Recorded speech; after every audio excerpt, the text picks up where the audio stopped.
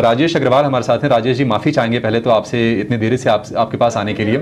देखिए ना, ये प्रदीप कुमार जी को आप सुन रहे होंगे, ये कह रहे हैं कि इन पावर फाइनेंसिंग कंपनीज पर ज़्यादा असर नहीं पड़ेगा।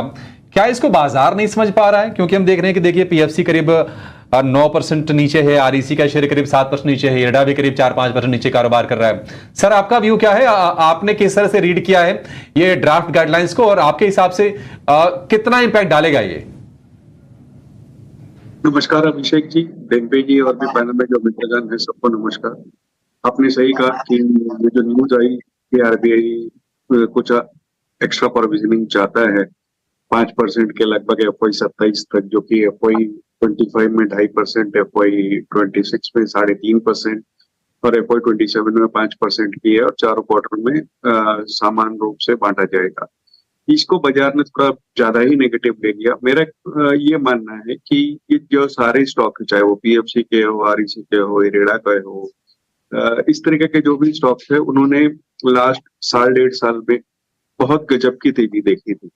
जो ये स्टॉक पहले 2-3 की पी पे ट्रेड किया करते थे, 7-8-10% के डिविडेंड यील्ड दिया करते थे, वहां अगर आप देखो तो इनकी वैल्यूएशंस अपनी हिस्टोरिकल वैल्यूएशन से दुगनी तिगनी हो गई है। और इरिडा की खास बात की जाए तो वो पीएफसी आरईसी से बहुत ऊंचे वैल्यूएशन पे आज भी ट्रेड कर रहा है। हाँ, ये बात जुदा है कि उनका पूरा फोकस रिन्यूएबल एनर्जी की तरफ है, जहाँ करके रजिस्ट्रेशन पीरियड थोड़ा कम होता है। दूसरे, अभी वो इन थिंग है, जिस तरीका से सरकार का रवैया रहा है कि रिन्यूएबल एनर्जी को प्रमोट किया जाए, उन सब चीजों को देखते हुए उनकी वैल्यूएशन थोड़ी सी स्ट्रेच होनी लाजमी थी। लेकिन ये जो करेक्शन आया है, ये मेरे हिसाब से जस्ट मार्केट एक ट्रिगर का इंतजार कर रहा था कि इन स्टॉक्स को करेक्ट करने के लिए, और वही आया है।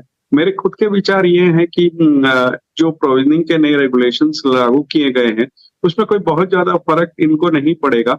0.6 से 3% तक का ये पूरा हमारा अनुमान है कि पड़ सकता है इनके प्रॉफिटेबिलिटी पे जोर, जो कि पूरे यूनिवर्स को, इंक्लूडिंग पीएसयू बैंकिंग साइड को भी, सारे को कवर कर रहा है।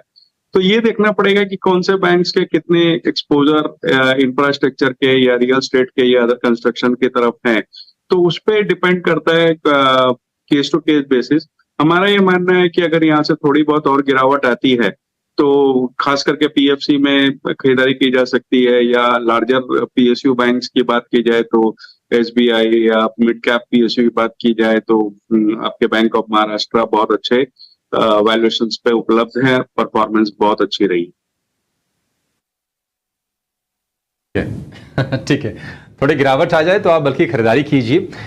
ये ओवर रिएक्शन जैसा राजेश जी कह रहे हैं, और उनका ये भी मानना है कि किसी नेगेटिव खबर को लेकर खबर चाह रहे थे ये शेयर, और ये खबर आने के बाद यहाँ पर हम गिरावट देख रहे हैं।